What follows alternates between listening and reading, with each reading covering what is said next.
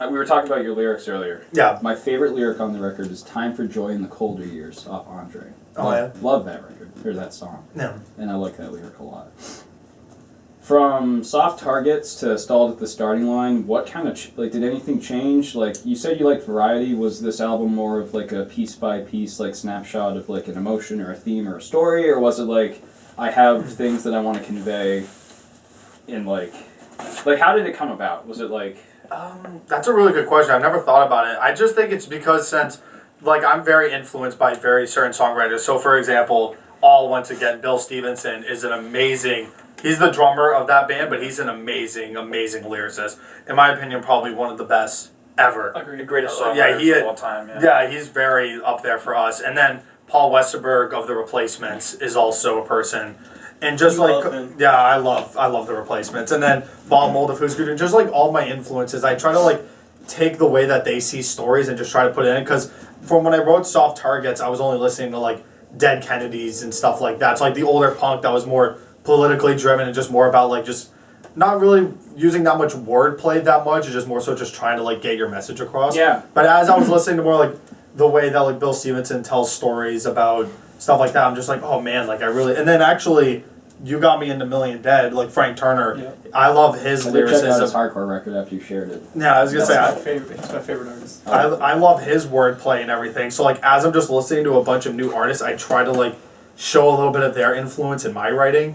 And since like a lot of stuff has happened to me since, I don't know, it's like ever since pretty much I met you, like the more stuff that happens, I just love to like try to write, and I have to try to make it like as perfect as possible. That's why Andre is probably my favorite off the album, because that song has been brewing ever since Tyler was in the group. So that song's been worked on for like 4 years. Yeah, I remember when you played that, you were like, I have this, we were talking about like, what songs do we have? He's like, well, I have this song that I wrote about my dad. And I remember me and Anthony being like, well, we want to hear that. Cooper was like, I have this song, like, it's not really finished, like, I don't want to work on it. And we're like, Cooper, you need to work on it. Yeah. We were like, this, you're like, gonna, you're going to want it out. We played it. I remember when we played it, I was like, well, yo. Yeah. This is like a song. This is like a good, I do good have song. to say, with 100% honesty, that Andre is the only song I've ever shed a tear to. Really? Oh my god, that means so much to me. When you hit the peak... Yeah. We're saying like today, or like every what time I speak of you, I'm still joking. That, like, yeah, that might be one of the most like powerful, like seriously, like. That means the world to me, because that's like the one thing that, although like the band is joking, like we take ourselves serious on the writing and stuff. Because it's like Waffle Stomp, and then you have things like. I think you touch on economics in Northeast Soundtrack, and you're talking about the industrialized military complex and soft targets, and Mud is about heroin. Yeah, exactly. So it's all serious, but that like juxtaposition, though. That's like my favorite tidbit. Is we were talking to Danny from Townsend, because he drums in the band that I'm in called The Warped, and we were hanging out, and he was like, "Oh yeah, dude, Mud, I love that song." I was like, "Oh yeah," I'm like, "Oh yeah, you know that song's about heroin, right?" And he's like, what? Yeah, I think you were telling the story. Yeah, we were he'll just joke with his friends and be like, "Ah, must be the Mud," and then, like, maybe don't make that. That song's about heroin. He's like, oh, yeah. It's about living in like a place where it's just like everywhere. Manchester. Yeah, Manchester. It's like about living there and just like my family kind of getting into it and stuff like that. So, but like that's the one thing I want to try to say is that with like my lyrical writing, all the songs that I ever write. Like it warms my heart to know that like people like actually like take it in and stuff like that. Because when we play live, like you said, nobody like really hears it. That's what I always said. I was like, dude, like you were one of my favorite lyricists, and like nobody knows yet. But when we drop that album, there are so many people who are gonna be like, has he been saying this the whole time? Yeah. Because I remember when I would hear it, because I don't hear when we're in the practice room, but I'd look at the lyric sheets or when we'd be recording, I'd be like, whoa, you have like, there is something to say in every single song. Like, every song that you bring to the table it's really cool. It's like, no. And we have, like... It's not easy to do. No. Like, I was gonna opening say up like that emotionally is really hard. I think my favorite song lyrically on the album, like my favorite, I have a lot of favorites. I think there are moments in time, like I remember, for various songs, I just remember like really... talking, because we were recording them and just like talking to get you to like, because I think one of the biggest things when we started recording is like you weren't quite yet comfortable getting into like the really emotional place publicly, And I remember like because you like to have things that are very like specific stories, like skeet shooting is one of those, like soft targets. And I remember we were working on a song, I'm not going to say it for personal reasons, but we were working on a song and I remember really just being like, you should really dig down and just say what you feel right now. And like, it'll come out, because I know you are a great writer, and if you literally just feel it, it'll be great.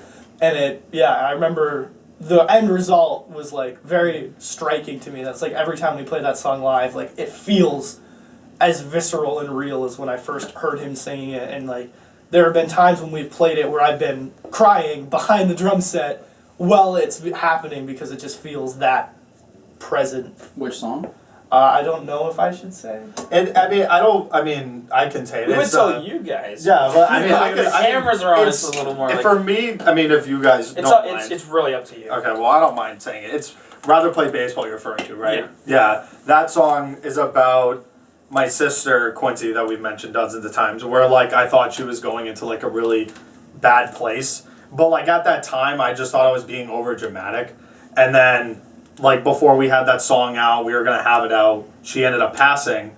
So at the end, like, I kind of looked at that song and I was, like, right about it to a sense. So but I remember we were sitting there, it was just Martin and I, and we were like, oh, hey, like, we should just, like, try to bang out, like, the lyrics and stuff, and, like, you were saying that. And there was, after the Rush Hour by Million Dead was on, and I just had, like, that song, it just kept playing over and over, and it got me to, like, actually start writing. They don't sound anything. No. He's the only person I know who's ever done this. Like, if he just listens to a song that he wants to listen to, it, like, inspires him, and he, like, writes something that doesn't sound anything like it. Like, when I do that, I'm worried I'm just going to copy the song. Yeah. But he sat and listened to this song called After the Rush Hour by Million Dead, like, literally like 6 times on repeat, and then wrote this that sounds absolutely nothing like it. Like, actually, Northeast soundtrack, I listened to Dead End Friends by Them Crooked Vultures. Yeah. Oh, really? Yeah, and I just got that melody going. He can link 2 songs in his mind in ways that I've never seen humans be able to do. Yeah. You'll or like even like we're in the car, you'll sit there and you'll be like, this song reminds me of this, and I'm like, I have no idea what the hell's going on in your head. I don't hear it at all. Thank you for sharing that.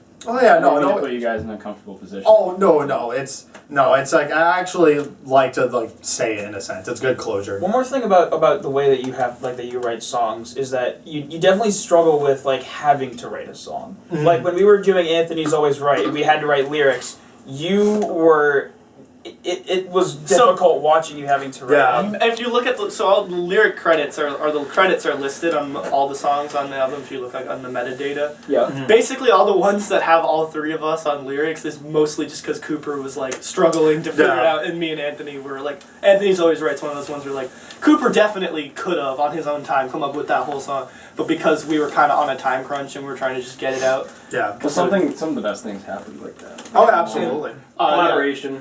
That was the song that like that's the one of only 2 songs where all 3 of us lyrically contributed. It's that and then Non-Stick Glue are the 2 songs that we have that are, I think, 3-way collaborations. And then there's and then pretty much everything else is Cooper. You have 2 songs and I have 1 song on the album that aren't Cooper lyrics. Did Autumn do the album art? No, Autumn, it was actually our friend from high school, Genevieve, her name is. We went to, like, she lived in Goffstown forever, and, like, we're from Goffstown, and I just asked her, because what I like to do is just try to have different artists every time do something, and she's been working on that album art since 2019, so, like, when the CDs comes out, you look at the back art, I look completely different, because that was when I had the long hair and no beard, so when you look at it, you're like, what, like... We all look... That's pretty much the same. Your hair's longer. My hair's longer and I have more of a beard. Yeah. My beard's not just the sideburns. Yeah, but she's been working on that for a while, and like she had stuff going on, so it didn't get like done. And it's okay because our album wasn't done either. Yeah, no, absolutely. So, what's the plans for the future? What do you guys want to do next? We have new music. We have 2 projects. We have 2 projects working right now. We write too well. Like we get into like that was the biggest problem when recording. We keep writing new songs, and we're like, well, we still have to like when we're trying to make the album, we're like, we still have these songs we want on, but we're writing stuff that we like better than these. But we kind of had to stick to our guns to a point. Like the album is the album. We'll see. Toxicity. Yeah. There were like 33 songs for it. Yeah. One pick. We'll save the rest of these for later. So now it's time to start digging up some of those songs. And once again, I'm sure we'll write new stuff. We already have. At the last jam session we had before, like we took a break for a while, was like we wrote like 4 songs, or 4 beginnings of songs in like one session. And we're like, oh, dude, this is gonna be really hard. Yeah. So we have 2 projects. One of them is gonna be just basically all the songs that we didn't feel were like finished enough to be put on the album. That's one of them, and then the other one is, I don't know. Do we want to spoil it yet? We could. It's just gonna. It's gonna be a huge collaborative thing of like old, sort of kind of stuff, and we're gonna have people kind of help us with it in a way. Yeah. Yeah. Wink, wink. Yeah, but we're just working on those 2 stuff right now, and then we have an album release show hopefully coming up in the end of March. Casey's been a great help with that. So we're gonna try to work on that, and then that's pretty much it. Just recording. All right, I got a quick series of rapid fire questions. Okay. They might be self-explanatory, but I just kind of wanted to. They're kind of fun. Should we take turns or? Yeah, it depends on. Whoever wants to answer. Are we on a time limit? Yeah. So, indie or major label? No label. No label. Yeah. For me. What about self-start? Self-produced label. Yeah, self-produced label. Like Dove calls like the perfect indie. That was a joke in case that wasn't self. Sold out tour or platinum record? Sold out tour. Sold out tour. All right. Grammy or your own yearly festival? Yearly festival. All right. I kind of figured this much, but I just want to see. Ketchup. Depends. Is that a question? Yeah. I like ketchup. Depends. I like it on food. I never get it with the side. My sister's a ketchup connoisseur. I like your answer. Oh. Do I have to drink this on camera? Are you ever happy with your music? Do you let things rest, or do you consistently try to change them?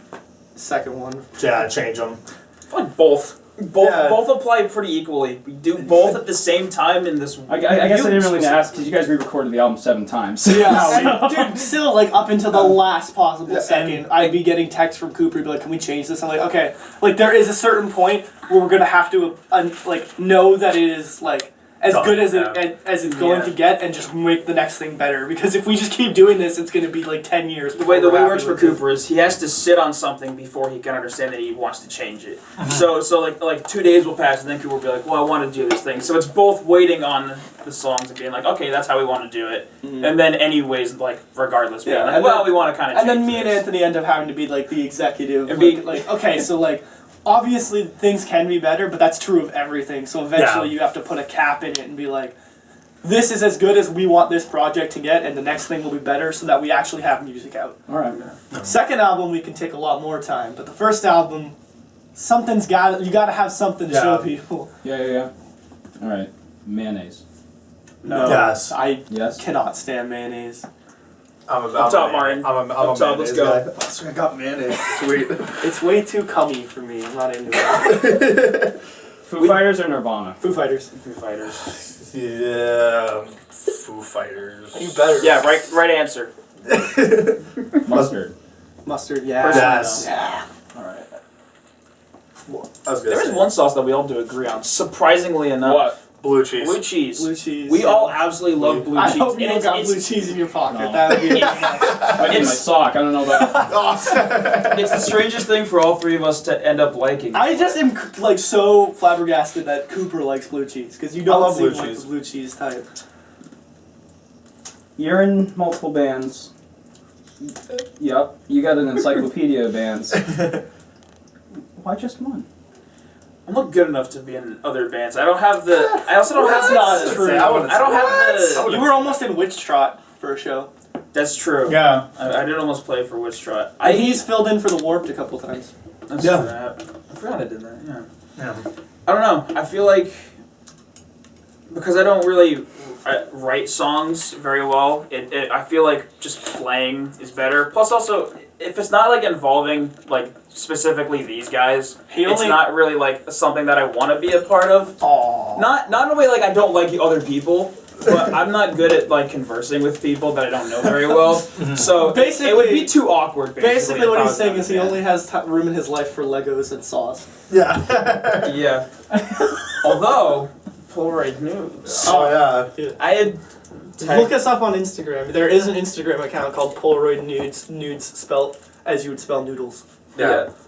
It was like 2 weeks in a row. It was like 11 o'clock at night, and we were still here. And we're like, you know what? Screw it. Let's just get experimental. Let's do some dumb shit. Let's just write some stuff. Does And that if I put an image on my phone, will the camera be able to tell it? Or will I'll pull it up in Okay. post. Oh, yeah, that's it. You should, because it's pretty funny looking. we made 2 songs for him, and it's fun. Yeah. We just We'll kinda drop it this do year whatever. if enough people notice this in this interview. Yeah. So I guess in that sense, I guess I am in 2 bands, but mostly I don't want to be in other bands. I like these guys too much. It's respectable. I'm only in one. He's had a couple. For now. Brandon has a couple. Huh. Andy has a couple. I'm the only one that's only been in one band. Huh. So I get it. Working with people can be pretty hard. Absolutely. I'm not good with I people. definitely hear that. My people skills I- are through the roof. Just like music. We know. Yeah. He had a ska thing coming. You can call if you can call it that. I was so surprised that anybody cared because me and Tyler and James were like, this is no one's gonna, and like literally so many people have messaged us and be like, dude, this is so sick. We're like, we literally there's 3 songs. That It snippet took you a did was, collective. like, crazy. Dude, it took 50 minutes to record all 3 of the songs and write them. We just did it as a joke, You got that upstroke. That's half the battle. But- 4/4. dude. We're Yeah, He excited. plays trumpet. Oh, You have trumpets on it, don't you? We do. They're all MIDI. Literally 50 minutes. We did it right sitting over there. Oh, really? Yeah. Yeah, we didn't stop in between songs, and we didn't write lyrics. We just mumbled and rambled about stuff. Would you rather have your music change someone or help yourself, like heal? Change someone, Ooh. or we'll change someone in the helpful way or in the gross, mean way. Helpful. Okay, helpful. Yeah, I don't want to manipulate In the people with helpful my way, music. Hopefully both, but Yeah. if I had to choose one, probably help other people. I'm a lost cause at this Help, point. yeah, probably.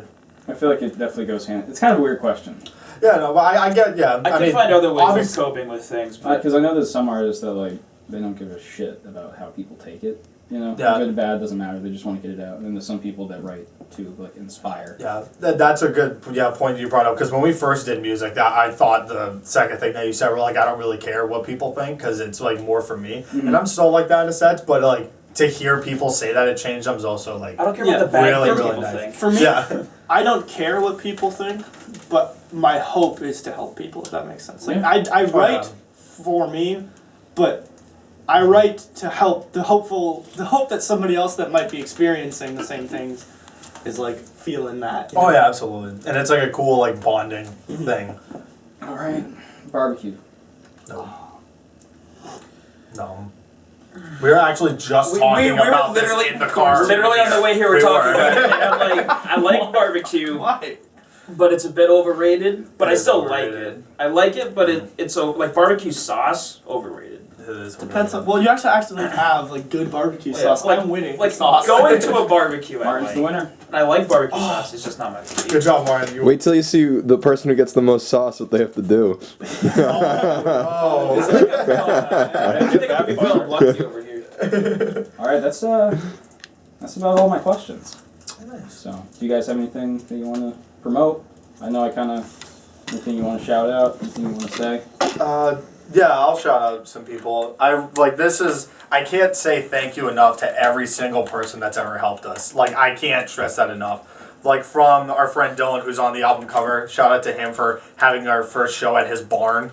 Like, that was literally, like, shout out to him. That was pretty epic. Yeah, shout out to Richie for having our first show with him ever and for doing the Quincy show. We can't thank you enough. Shout out to you, Griffin, and you, Casey, for making this happen. Just your overwhelming support. Shout out to all the homies across the country that let us come to the West Coast and play shows there for some reason. Yes, Shout out to my mom for letting us I'll take her van across the country when yeah. Martin's wasn't like working yet. Yeah. So That I was feel like great. she hasn't been appreciated for that. So The one thing I want to make sure people know is that like we're extremely grateful for what for what we have and how they help out people. Thank you to my parents because we're in their house right now and we are using equipment that they have bought for us at times. Like that drum kit that we still use live was my birthday present when I was 12. Oh, really? Like And that is a big one because if That they didn't special let us thanks practice page. here, that would be like yeah, that's we could have I could have made that, that like special thanks page could have been like twice as long if we Yeah. absolutely wanted to. So we had to like sort of And one more thing that I want to say is that like it's crazy because when we first got into the scene, at least for me, it's crazy to like look at people do what they want to do because like the way that I see it is just like when I first saw you guys at the Farewell It's Been Real show, I looked at you guys, I'm like, oh, those guys are like so like cool and they're writing way better music than us. There's no way I could ever like Be friends with them. to be friends with them. And then like as the years go by and stuff like that, it's crazy to think that like every band that we've ever played with, we have that connection. Because I still feel that way. There's still like 16, crazy, 18-year-old me like still sitting there like, oh my god, I don't know how this happened. Like being friends with like, you know, sophisticated. There's a reason. Like, you're good people. No. Like, We got we got a text on the Afterimage Instagram in like 2018. You saying, "Can I get a shirt?" Oh yeah. Like, we didn't know anything about, you know, it's just the support. Yeah. And it's just cool that we're in like a community that's like so together. It's very like what you're saying is crazy. It's like all these guys are like when I was like 14 when I was going to shows here originally. I was like, dude, I didn't expect like to be friends with people. It's like Alex from It's Been Real. It's like he came up to me over the summer and was like, man, I like really look up to you. I was like, what? No, I look up to you. You gotta shut up. Like you can't do that to me right That's now. how it works. That's crazy to think how You inspire people, you know. absolutely. Proud of you guys. Good job on the record release. Thank you so Happy much. to know you. Happy to be friends. When Afterimage drops stuff, do we get to interview you? If you want to. Oh, that would be really fun. That would, that would be fun. I am 100%. I'd love to hear your questions. You heard it here first. You've just been grilled with Gobby.